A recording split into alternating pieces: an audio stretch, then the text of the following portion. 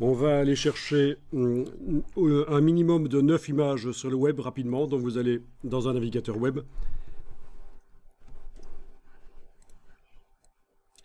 Je vous rappelle que vous ne devez pas faire attention au fait, à la résolution des images que vous allez chercher sur le web. La résolution, que on soit en 72 pixels par pouce ou en 300, n'a absolument, strictement aucune importance. Par contre, la définition va avoir de l'importance. Alors, ici, je vais aller chercher soit des photos de chats ou de chiens. Vous pouvez choisir un autre sujet connu si vous voulez. En tout cas, il va falloir indiquer en anglais, parce que vous aurez plus de résultats, évidemment. Et dans mon cas, je vais indiquer public domaine, entre guillemets, pour trouver des images du domaine public, tout en sachant que les résultats Google ne sont pas nécessairement corrects. Parfois, certaines personnes mettent des images sur le web en indiquant « Not in public domain ». Dans les métadonnées, c'est indiqué.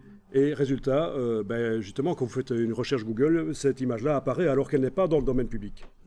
Donc, avant d'utiliser une image pour vos travaux commerciaux, vérifiez bien sur la page du site qui contient l'image quelles sont les conditions d'utilisation des images. Donc ici, je vais dans la partie images. Je vais dans la partie outils, je vais demander des tailles supérieures à 4 mégapixels, 4 millions de pixels minimum dans l'image, ce qui n'est pas énorme. Une image de 2000 pixels sur 2000, c'est déjà 4 millions de pixels. Si vous voulez, vous pouvez demander dans plus d'outils d'afficher les tailles. Voilà. Donc les tailles ici, c'est la définition de l'image, c'est-à-dire la précision de l'image. Sans tenir compte du fait, bien sûr, que certaines bestioles ici bougeaient et elles sont floues. Peut-être que la mise au point n'était pas bonne. Peut-être que c'est des images qui étaient avec beaucoup moins de pixels et que quelqu'un les a agrandies avec Photoshop, a multiplié les pixels. Donc, bien sûr, c'est une indication, mais ça ne garantit pas la qualité. Par ailleurs, vous savez que les appareils photo, il y a différentes qualités. Vous avez des appareils photo, plutôt les reflex, qui sont de bonne qualité, puis vous avez les compacts. Alors, un compact qui est capable de faire une image de 20 mégapixels va donner parfois un résultat, une image moins bonne qu'un reflex qui photographie en 7 mégapixels. Pourtant, il y a 13 mégapixels de différence, mais la qualité de l'objectif, du capteur, du traitement informatique, de la correction des couleurs internes dans l'appareil font que l'appareil qui a parfois le moins de mégapixels sera meilleur que celui qui en a le plus. Donc ça, il faut évidemment en tenir compte aussi. Parce qu'on a tendance à penser, à comparer les qualités d'appareil photo, quand on ne s'y connaît pas beaucoup en photo numérique, on a tendance à comparer en comparant le nombre de mégapixels. Ouais. Mais ça n'est pas le seul facteur, bien sûr, de la qualité d'une photo et de l'appareil photo qui la produit. Alors là, vous allez devoir enfoncer la touche commande du Mac et cliquer sur différentes photos qui vous intéressent. Cliquez sur une douzaine et téléchargez-en un maximum. Ça va pas être difficile. Cliquez sur des photos qui montrent des chiens qui ne sont pas entourés de fond blanc. Donc il n'y a pas déjà eu un traitement infographique sur la photo pour supprimer le fond.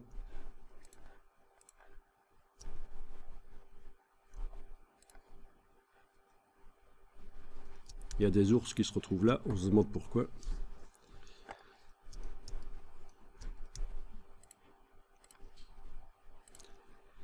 La photo que vous utilisez, les photos que vous prenez, ça n'a pas une importance énorme. Tant qu'on voit bien la différence entre les photos, je veux dire, hein, c'est l'essentiel. Je veux dire, il ne faut pas prendre 3 photos quasiment identiques du même chien, quoi.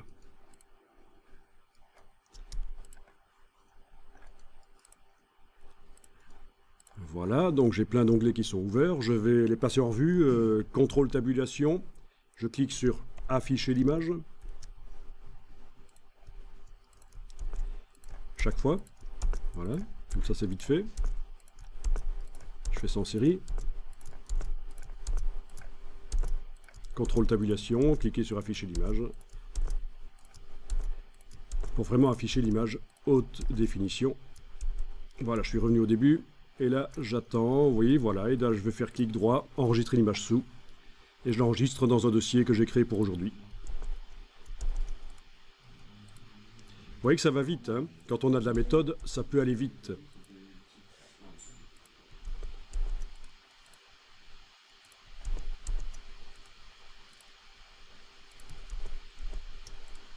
J'utilise donc contrôle tabulation pour passer d'un onglet à l'autre.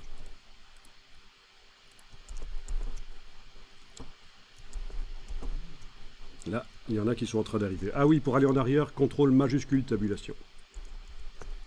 Oui, il y en a qui sont un peu lentes.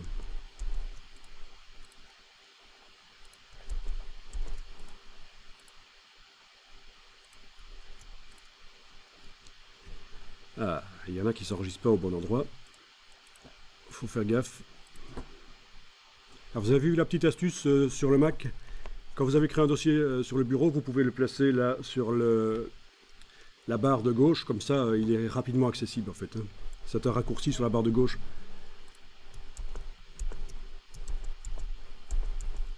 Il y a des photos qui demandent de s'inscrire sur le site. Ne faites pas ça bien sûr.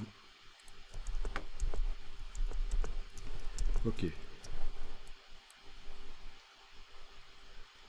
À mon avis, j'ai dû en enregistrer au mauvais endroit. C'est pas grave, je les déplace.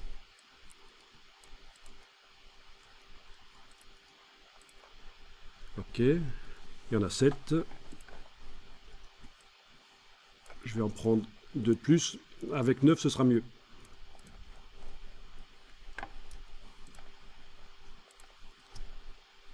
Alors, parmi les photos, il y en a peut-être qui sont en couleur indexée. On le verra. On va voir ça quand ce sera ouvert dans InDesign. D'abord, je me demande si ça peut même s'importer dans InDesign des couleurs indexées. On verra s'il y a un problème de ce côté-là. Donc, contrôle tabulation, je passe en revue les onglets. Je clique sur afficher l'image. À nouveau, contrôle tabulation. Je vais faire un clic droit, enregistrer sous. C'est très rapide.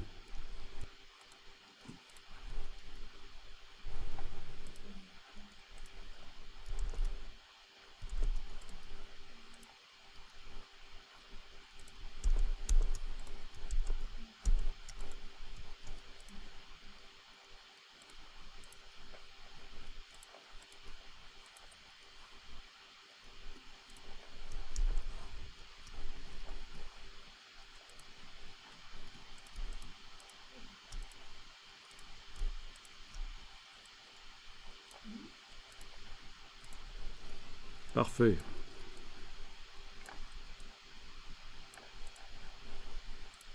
On est prêt à amener ces images dans InDesign.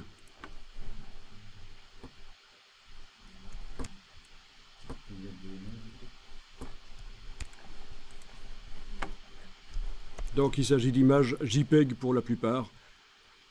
Donc il n'y en a aucune en couleur indexée, parce que le JPEG, c'est pas la couleur indexée. La couleur indexée, vous vous souvenez, hein, c'est une image grise à laquelle on attache une table des couleurs pour la coloriser. C'est soit du PNG 8, donc format PNG, certains formats PNG, ou alors du GIF. Mais dans ce cas-ci, je n'ai aucun format PNG. Donc le PNG 8, c'est très pauvre, 256 couleurs. Vous avez le PNG 24 qui lui est plus riche, qui peut même avoir de la transparence, hein, avec une 4e couche alpha ajoutée, PNG 32, et qui a l'avantage de ne pas avoir de compression comme le JPEG. Donc c'est pour ça qu'on l'utilise de plus en plus sur les sites web, le PNG. Avec le développement, la rapidité maintenant du web, l'ADSL, le VDSL, la fibre, on fait moins attention qu'avant au poids des images. On doit moins faire attention à les réduire en GIF ou en PNG 8 ou en JPEG même. Et on peut utiliser du PNG et faire des sites web avec de la transparence multiniveau. C'est génial le PNG. Mais bon, ici, je n'ai aucune image PNG qui a été téléchargée. Donc, on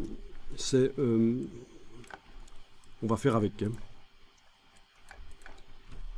L'idéal aurait donc été du PNG 24.